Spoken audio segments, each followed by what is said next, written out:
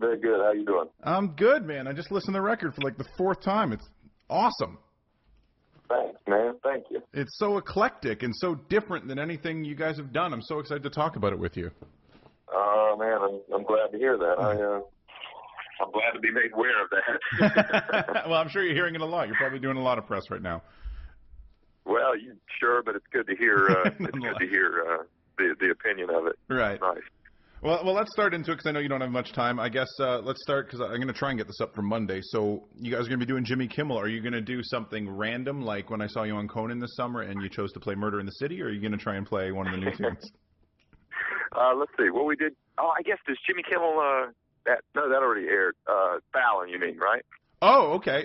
Maybe I'm wrong Fallon. here. I think your Kimmel show is airing again this week coming up then. Okay. All right. Well, yeah. For Kimmel, we did "Live and Die" and a little bit of February. Well, we did the full performance. I think they only showed the song February 7th. So, right. And then we did a little show for them. And then Fallon will be playing as well. And I'm not positive. We're doing something from the new album, but I'm not. I think I know, but I think it's not confirmed yet. So.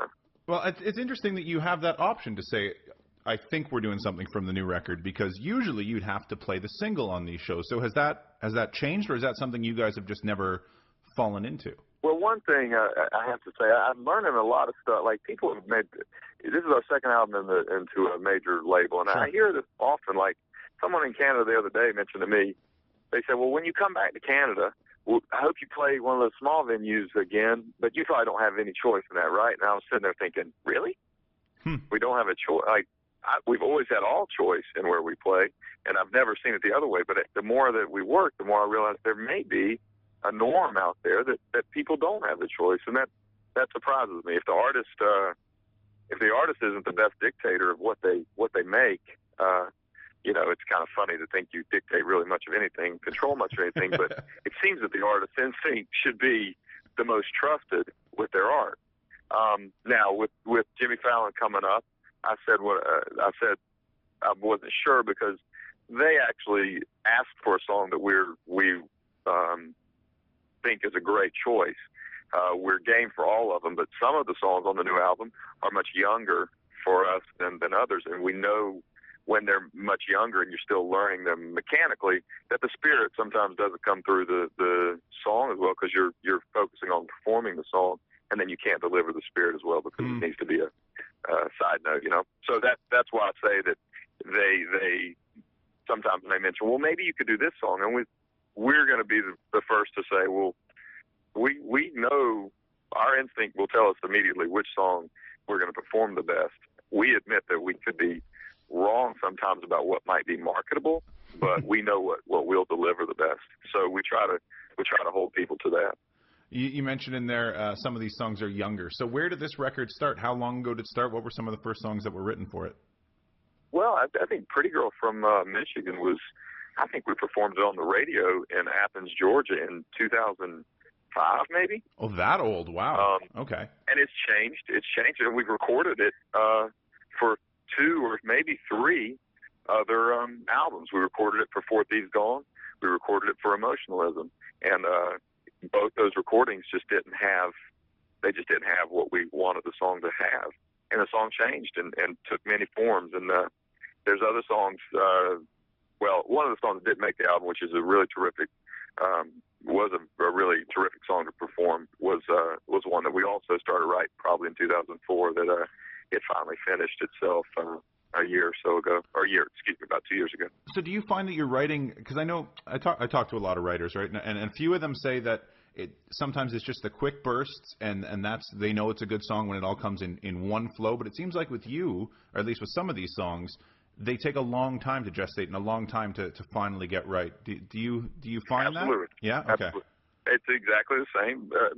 For instance, Live and Die, the single right now, that I guess that's what we're calling it, is that was a very quick happening. That song wrote itself extremely quickly.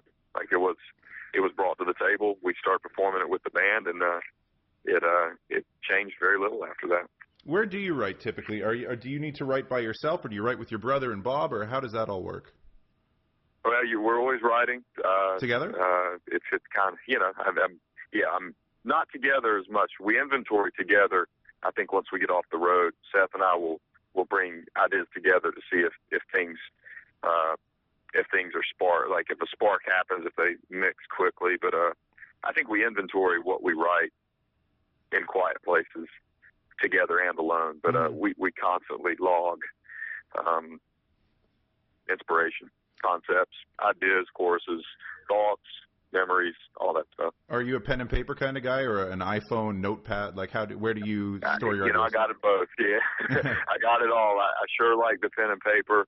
I have different ways that I categorize the parts of my life. Like if I'm writing letters or writing journal entries, I try to write in cursive.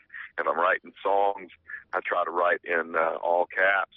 If I'm writing, sometimes I put verses in lowercase and choruses in caps, and I try to inventory all that in that regard. And I still find myself putting a lot of ideas on the iPhone and voice memos and whatnot. Oh, the voice memos! I love that one. Yeah. Oh yeah. Do you typically start? Do you gravitate more to a banjo or a guitar when you start to write, or is it just whatever's near? I would say guitar. I have to say the banjo will lead off and help me write songs. But if I'm looking for melodies, it's either guitar or piano. Piano is really a terrific melody reflector, I guess. What have you been playing the longest? Where did you start musically? We started with both Seth and I started with piano first. Our father insisted that if we wanted to play guitar like all the rock stars do, then you got to start with piano. That was kind of the rule. But we could play guitar, but we had to do piano first. So we all started with piano. Cool. Well, there's all the background stuff. So let's talk about this record. Sure. For me, I'm going to read a quote to you that you wrote, or that you said to some journalist somewhere. For me, in the process between I and Love and You and this album, there have been 3 years of me trying to refine a series of steps of letting go of certain things I've held on to. So what were you trying to let go of? I guess the broad answer would be ego and ownership and control of anything from my day to my work. Ego because of the massive success? No. Not, I felt successful when I was 15. I never really, nothing that's happened material or physically to us as a band has really made me feel any more egotistical than I did before. I've been in a different process as we've gained. I guess you have to say, as we've gained numbers, it's made me feel. It certainly made me feel smaller and shrunk my ego much more. And I'm very thankful for that. We went through a very, I guess, a 7-year period where we were in front of small crowds, very intimate crowds, very up close and personal crowds, and there were certainly enough times where I just became numb to it, where I thought there'd be, I just assumed there'd be 5,000, 10,000 people coming to see us when there were 125, and I started really appreciating 125, and I started treating 125 like it was 5,000, and then all of a sudden, as it continued to grow, I just feel like I felt it in much more of a humble way, and I realized it was a lot longer a road than I thought it was going to be, and in all honesty, I would imagine that if someone had told us how long it would take us to get to some certain number, as a young man, I probably would have been like, okay, I'm going to do something different. I'm not in it for like this is not working out with my deadline. But instead, I've learned much different things, and the letting go has been. I've found that any time there's trouble, which you can find so many ways to get inside your head when you travel like this, or when you're involved in a creative business as we are. Also with the dynamic of business and art, which is so volatile and fragile and such a careful line, you find that at times you have to just let go and serve somebody else. And to do that, you end up calming your heart, calming your mind quite a bit. So I've tried to apply that to many parts of my life. You talk about calming. This is an awful segue, actually, but you seem to have an obsession with death. or maybe not an obsession is the right word, but you seem to talk about it a lot, especially on this record. There's a lot of not just death itself, but winter and cold references that can be associated with death. So I'm assuming a lot of this might have been made during the winter. And why all the winter and death themes? Is it something that's going through your mind a lot? I would have to speak on it specifically per song. You know, like in Winter in My Heart, that's just it's just metaphorically speaking on depression. I've mentioned that in other interviews, but I really look at the theme of life and death is just much more, to me, just your simple drama of hello and goodbye, and up and down and in and out. So in a lot of ways, I feel like it's kind of a metaphorical reference that, as soon as you talk about death or say death, yeah, I know that I'm guilty of it. Be like, okay, hold on a second. There comes the darkness, sort of. But it's kind of just going straight to the point. I guess is a little bit of our style, a little bit of our tendency. So just don't beat around the bush. Let's just get down to it. And it's also part of our growing older and experiencing literally the death and sickness that we've experienced as we grow older, and our children and people we know and other people we know's children and people that we meet that are going through these exact things. It's just, we just can't really deny it, and we're guilty of being a bit too honest at times, I believe. You only have the one daughter, right, Eleanor, as far as I know? I have a son too, Max. And they're both fairly young. Like, this is all new to you. Yeah, 1 and 4. Yeah. Okay, so how has that changed your writing as a songwriter? How is that? Obviously, going on the road must be a little harder for you now. But has it, I don't know, make you more self-conscious about what words are coming out of your mouth, knowing now that your kids are going to hear them? Yeah, sure. I really just don't hang everything on it as much. I mean, I still get really anxious and eager to write or to create, like I always have, but I used to act on that a lot more, and that's certainly a letting go. Referencing the other question, there's certainly times when I can't write because I've got to tend to a child when I'm home, or take an opportunity to show a child something that I can't miss it up, and song's just not important enough.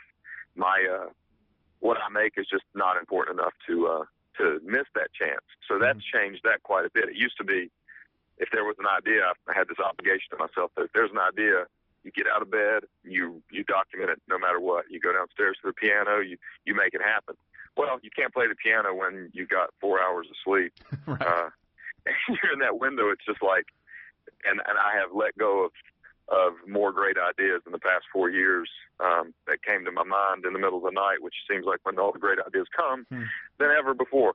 And I just let go and just say, hey, if it's important enough, it'll come back. Well, let's hang on that. You just almost sometimes just say to hell with it. I was going to say, really. Let's hang on that idea of songs coming to you in the middle of the night. What's one of those ones from this record where the idea or the melody just hit you? You woke up and were like, oh, I got it. I need to get to a piano or a guitar or something. Yeah, I think the chorus to the Once and Future Carpenter, that song wrote itself relatively quick, but the chorus was kind of outstanding and hadn't really come yet, and that was kind of a thing where it was like, oh, hold on, and then ran down to the piano in the shop that I was living in above a garage and just hammered it out, and it was there. So that's certainly one that I could say. It's like I sat on the song for a long time, not a long time, probably 6 months, and then the chorus. I truly believe that the chorus was just building itself, and waiting to be delivered. And I was probably inventorying those words and those melodies as I was moving along, and then it just kind of came out. I love how you call women different things on this record. In that song, you call a woman called Purpose, and in Geraldine, you say Miss Progress. It's just a really cool way of writing. I don't have a question. I just wanted to say appreciate that. It. Yeah, no worries. Thank you. I know we don't have too much time here, so I did want to talk about Dylan just for a second, because of the Dylan and Johnny cover that you guys did on Chimes of Freedom. And it's a version that has Dylan and Johnny in it, which I don't think was ever released. So Well, let's just talk about creating that. Where did you find that recording? Sure. Well, Rick Rubin approached us with that, said, hey, we're doing this project. This is, we're really kind of throwing it out there to add or change anything about this. You know, It's really risky, but we won't, and this is our philosophy since we start working with Rick. We will not know unless we try. So we will not say no until we've heard that it sounds terrible. Well, as soon as we sat down and started, that's the extent of us discovering it, and we heard it, and we understood that Bob Dylan was open to letting us sing on it and take over some of the vocal parts that were his. So that was terrific. Seth replaced his. I'm pretty sure Seth replaced his lead as that verse, which was he was down for, because apparently what we had read was that he was never 100% happy with that performance, which may or may not be true. I would have to hear from Dylan. But we instantly, when we put that banjo and the guitar on it, like it felt. I was removed from it. It felt like it sounded like a banjo that would have been recorded right then. I mean, it was amazing. We just felt it right in the pocket, right there.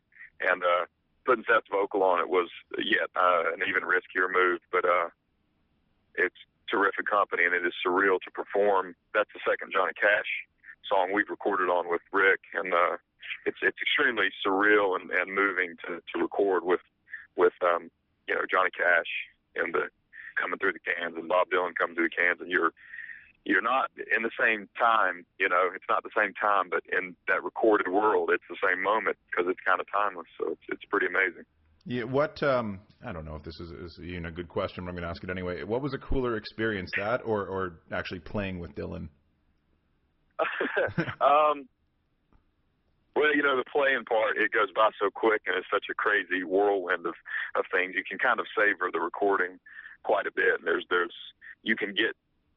I would imagine you can get a little closer to the spirit and the heart of something in an intimate setting with the recording than you can when you're in the presence with somebody with so many hundreds of people around you and then thousands of people around you listening. So, but I will say that Dylan was super great to work with, and really just personable, and he just felt like, and I've said this before, he just felt kind of like an ally, a man that's done what we do, but much longer and much more experienced and much wiser in it than we are, but just because he's at a different point in it, and his path was one way, ours is different, but we're both artists that share some common goals. So I think that was very, very special. And write some kick-ass songs, man.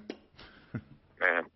I'd say he sure did. Yeah, you do. So do you guys. Don't sell yourself short here. Yeah, appreciate it. Before I let you go, 5 quick questions, 1-word answers.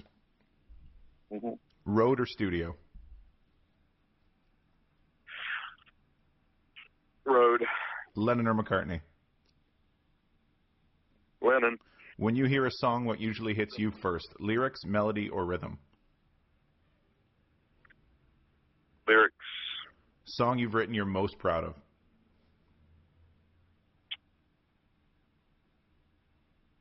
Father's First Spring. Cool. Oh, on the new record. Nice. And in one word. Yeah. Well, some people like to go back. They say they haven't written anything as good since. Anyway, in one word, the Avett Brothers. Now, hold on. In one word, the Avett Brothers? Yeah. Describe? Yeah. What's the first word that comes to your mind when you think of your band, or I guess you and Seth? More your music and the band, I suppose. This is kind of silly, but it just meant I shouldn't say that. I'll say it anyway. People have said like brick and sidewalk before. It's all good. Yeah, I wanted to say America, but that's so silly.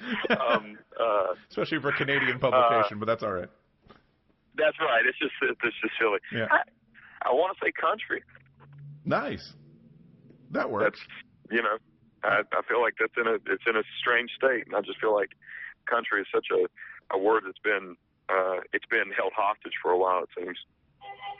I agree with you, and I'd love to discuss that further, but I'm sure you've got more interviews and a whole day of stuff going. So well, I feel like Neil Young would probably have experienced some of that. I mean that. Yes. he should be in the Country Hall of Fame probably.